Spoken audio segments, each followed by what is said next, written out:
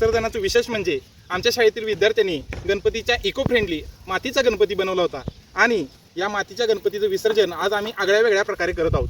आज आम्ही सर्व विद्यार्थी एका वटवृक्षाचं वृक्षारोपण या ठिकाणी करणार आहोत। पण कुठं तर पाणी भरलेल्या खड्ड्यामध्ये आम्ही गणपतीचं विसर्जन करणार आहोत आणि त्याच खड्ड्यामध्ये या वडाचं वृक्षारोपण करणार आहोत। आपल्या लहान मुलांना गणपतीची आठवण येते, गणपती गेल्यानंतर करमत नाही, पण त्यांना गणपती असल्यासारखा नेहमी भासावा याचा एक उद्देश आम्ही गेल्या वर्षी सुद्धा असंच वृक्षारोपण केलं होतं। गणपतीचं विसर्जन एका खड्ड्यामध्ये केलं आणि तिथं एक झाड लावलं, ते झाड अजून सुद्धा आमच्या सोबत आहे। तसंच या वर्षी सुद्धा आम्ही ही परंपरा चालू ठेवत आहोत आणि विसर्जन करू एका खड्ड्यामध्ये गणपतीचं विसर्जन करून त्या ठिकाणी एक वटवृक्ष या ठिकाणी लावत आहोत, जेणेकरून आम्हा सर्व मुलांना, आमच्या विद्यार्थ्यांना नेहमी वाटावं की गणपती बाप्पा आपल्या सोबतच आहेत।